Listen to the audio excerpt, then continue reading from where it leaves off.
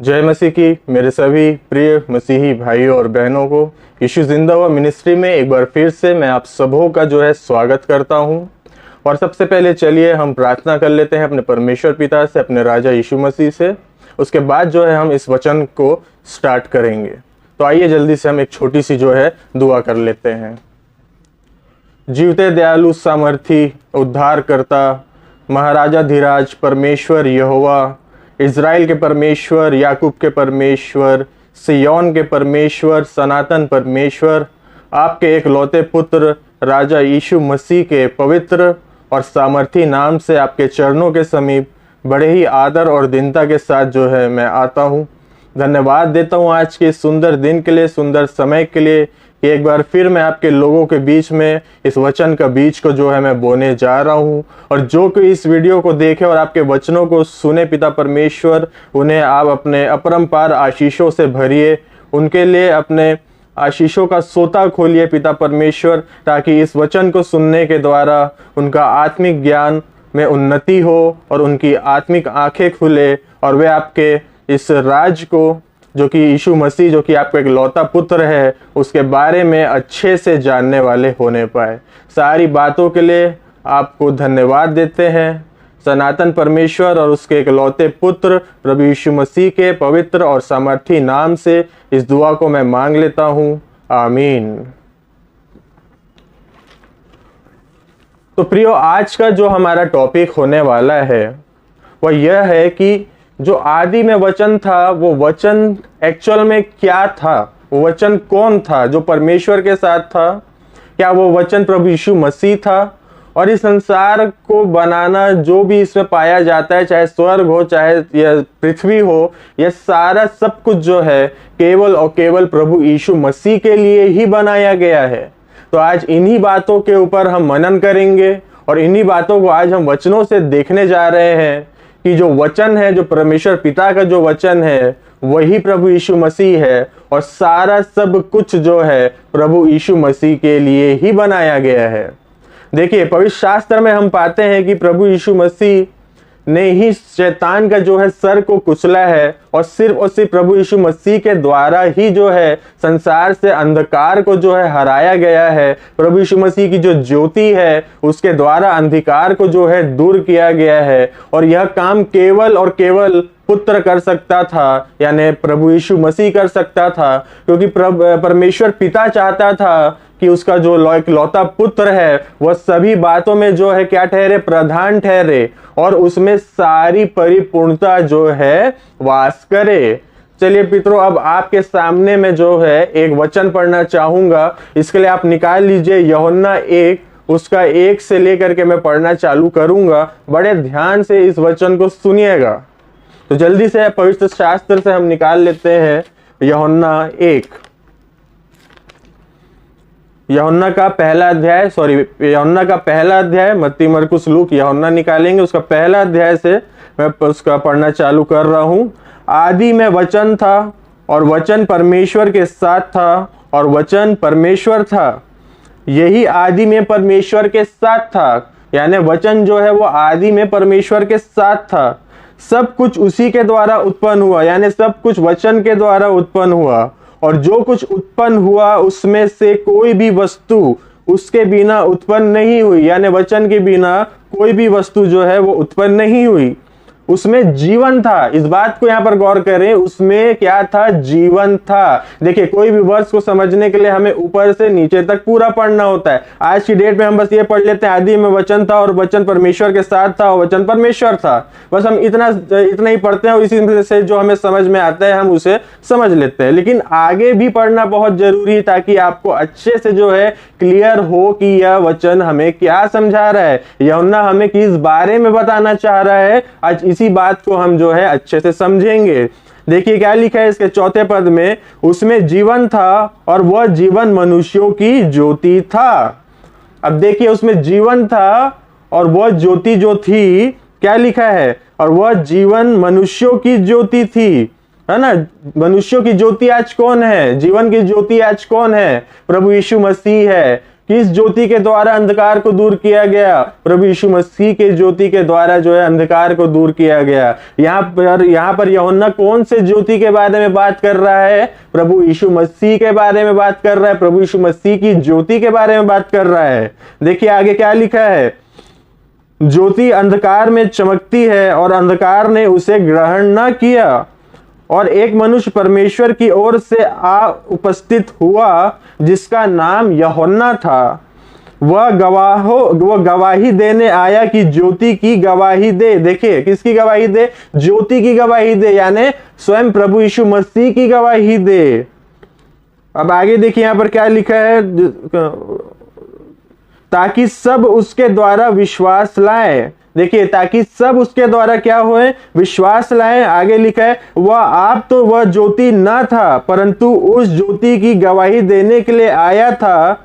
सच्ची ज्योति जो हर एक मनुष्य को प्रकाशित करती है जगत में आने वाली थी। यानी कौन आने वाला था जगत में? 2000 साल पहले कौन आया है? प्रभु यीशु मसीह आया है। इसलिए यहां पर लिखा है आदि में वचन था, मतलब आदि में प्रभु यीशु मसीह था, क्योंकि परमेश्वर का जीवित वचन कौन है? परमेश्वर का जीवित वचन हमारा प्रभु यीशु मसीह है। और वचन परमेश्वर के साथ था और वचन परमेश्वर था। अदृश्य परमेश्वर का प्रतिरूप कौन है? प्रभु यीशु मसीह है। यानी परमेश्वर का बेटा को हम क्या कहेंगे? परमेश्वर ही कहेंगे। गॉड का बेटा को हम गॉड कहेंगे। जैसे राजा का बेटा राजा होता है, शेर का बेटा शेर होता है, वैसे ही परमेश्वर पिता का बेटा भी परमेश्वर पिता है, प्रभु है और हमारा यहोवा है। यहाँ पर जो है यूहन्ना प्रभु यीशु मसीह के बारे में जो है बात कर रहा है। अगर अभी भी कुछ लोगों को मेरी बात समझ में नहीं आ रही है तो उसके लिए भी हम अब दूसरा जो है वचन निकालेंगे प्रियो,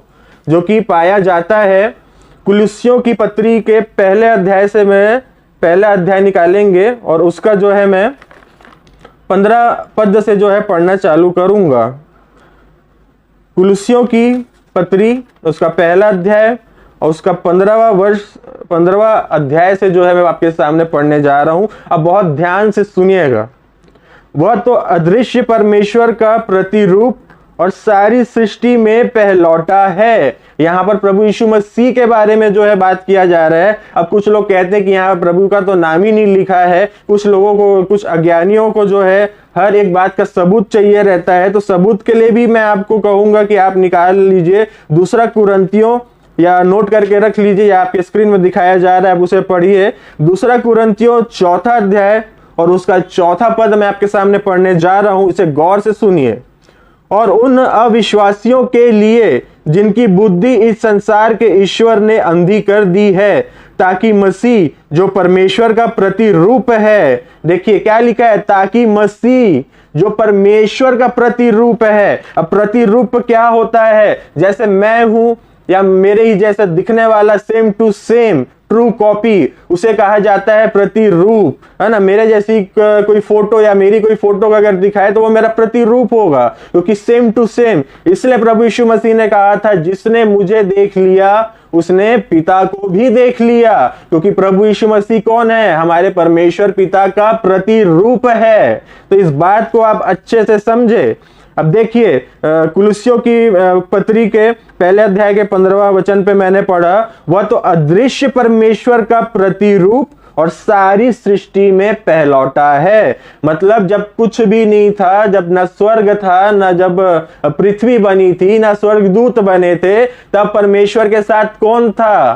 प्रभु यीशु मसीह था। इसलिए वह पहलौटा है, सारी सृष्टि में पहलौटा है, क्योंकि उसी में सारी वस्तुओं की सृष्टि हुई।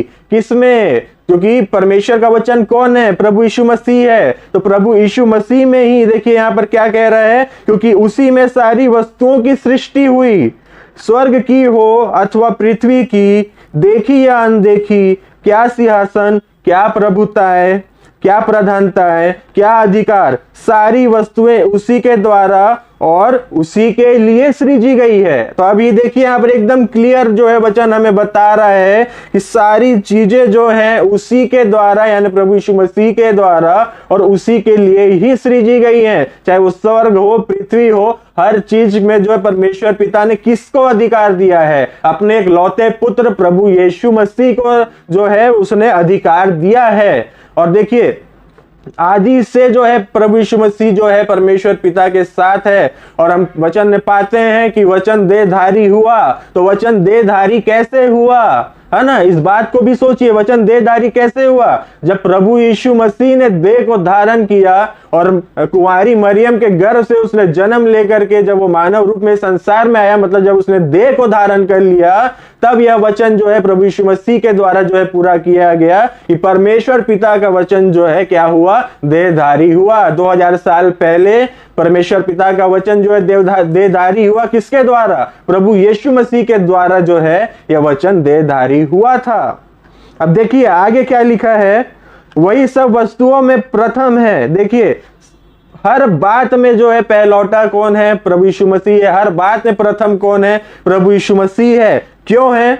आगे हम इस बात को जानेंगे। वही सब वस्तुओं में प्रथम है और सब वस्तुएं उसी में स्थिर रहती हैं।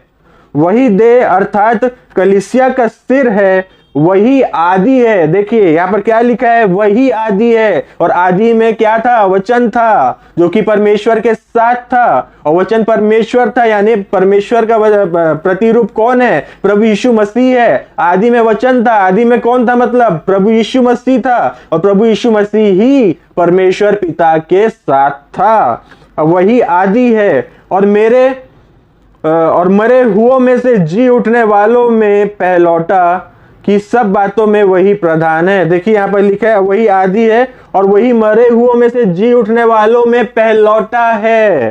ठीक है, कि सब बातों में वही प्रधान ठहरे। देखिए प्रभु यीशु मसीह के सिवा और कोई दूसरा नहीं है जो मरने के बाद वापिस से जिंदा हुआ हो। देखिए प्रभु यीशु मसीह ने लाजर को जिंदा किया और बहुत से हम घटनाएं यहाँ पर पाते हैं जो मर करके जिंदा हुए, लेकिन वो बाद में फिर से मर गए।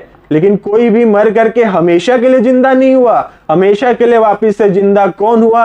हमारा प्रभु यीशु मसीह जिंदा हुआ। तो इस बात को जानिए कि मर के जी उठने वालों में भी सबसे पहला सिर्फ और सिर्फ प्रभु यीशु मसीह है। उसके पहले कोई नहीं था और ना ही अभी कोई है और ना ही आगे कोई होगा। नहीं प्रभु यीशु मसीह के बाद कोई और ऐसा होगा जो मरने के बाद फिर से जी उठे, वो भी हमेशा हमेशा के लिए। क्योंकि आगे देखिए क्या लिखा है, ये सब बातें क्यों हैं? क्योंकि पिता की प्रसन्नता इसी में है कि उसमें सारी परिपूर्णता वास करे। देखिए पिता की प्रसन्नता किस बात में है? इसी में है कि प्रभु यीशु मसीह में जो है सारी परिपूर्णता जो है वो क्या करे? वास करे। तो अभी आपको समझ में आ गया होगा कि आदि में जो वचन था और जो परमेश्वर का जीवित वचन है वो स्वयं में ही प्रभु यीशु मसीह है और कोई नहीं है। तो आज जो है इस गहरी बात को आप जानने पाए हैं कि प्रभु यीशु मसीह आदि से है परमेश्वर पिता के साथ, शुरू से है। जब कुछ नहीं बना था, ना स्वर्ग बना था, ना स्वर्गदूत बने थे, ना पृथ्वी का निर्माण हुआ था, जब पृथ्वी बेडौल अंधकार में पड़ी हुई थी, तब से जो है परमेश्वर पिता के साथ उनका एक लौता पुत्र प्रभु यीशु मसीह है। अब अगर आदि की ही अगर हम बात कर रहे हैं तो वचन आदि में था, मतलब प्रभु यीशु मसीह आदि में था और आदि से बुद्धि भी थी। बुद्धि का भी जो निर्माण है वो आदि में ही हो चुका था। इस बात का भी सबूत जो है मैं आपको दे रहा हूं ताकि आपको ये सारी बातें क्लियर हो जाए कि प्रभु यीशु मसीह ही परमेश्वर पिता का जीवता वचन है जिसने देहधारी रूप को क्या किया? धारण किया और इस संसार में आया। अब इसके लिए हम बुद्धि की बात के लिए हम जल्दी से निकाल लेंगे नीति वचन उसका 8वां अध्याय और उसका 22 और 23 पद जो है मैं पढ़ने जा रहा हूं। आप अपने स्क्रीन पे इस स्क्रीन पे देखिए, मैं दिखा रहा हूं। यहोवा ने मुझे काम करने के आरंभ में वरन अपने प्राचीन काल के कामों से भी पहले उत्पन्न किया। देखिए क्या लिख रहा है? यहोवा ने अपने काम के आरंभ से, मतलब जो काम यहोवा करने जा रहा था उस काम के आरंभ से जो है परमेश्वर ने प्राचीन काल से भी पहले बुद्धि को उत्पन्न किया। और आगे देखिए क्या लिखा है? मैं सदा से वरन आदि ही से पृथ्वी की सृष्टि से पहले ही से ठहराई गई हूं। तो देख रहे हैं यहां पर बुद्धि भी जो है वह आदि ही से पृथ्वी की सृष्टि से पहले से ही ठहराई गई हूं, यहां पर कह रही है। अब इसके हम 29 के आखिरी लाइन को और 30 पद के फर्स्ट लाइन को पढ़ता हूं मैं आपके सामने।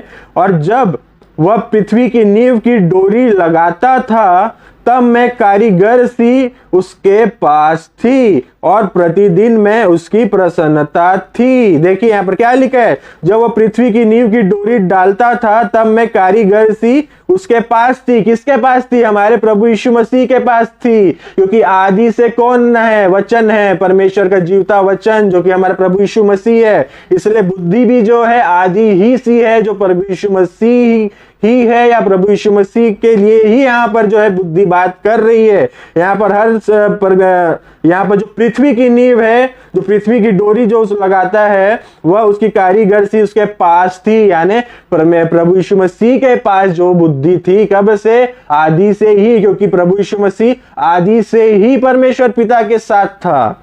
तो अब आप जो है इन बातों को अच्छे से समझ गए होंगे कि मैं आपसे क्या कहना चाह रहा था इस वचन के द्वारा, कि जो वचन है, जो परमेश्वर का जीवता वचन है, वो उसका लौता पुत्र प्रभु यीशु मसीह ही है और कोई नहीं है। आज इस बात को हमने वचन से ही देखा है कि आदि में वचन था, वचन परमेश्वर के साथ था और वचन परमेश्वर था। वचन परमेश्वर क्यों था? क्योंकि परमेश्वर का प्रतिरूप प्रभु यीशु मसीह है। मैंने आपको अभी वचन से ही बता दिया है ना। गॉड का बेटा गॉड है, जैसे राजा का बेटा राजा होता है, वैसे ही प्रभु यीशु मसीह जो है परमेश्वर का बेटा है, ईश्वर का बेटा है, तो वो भी परमेश्वर है, यहोवा है, प्रभु है, ईश्वर है ना।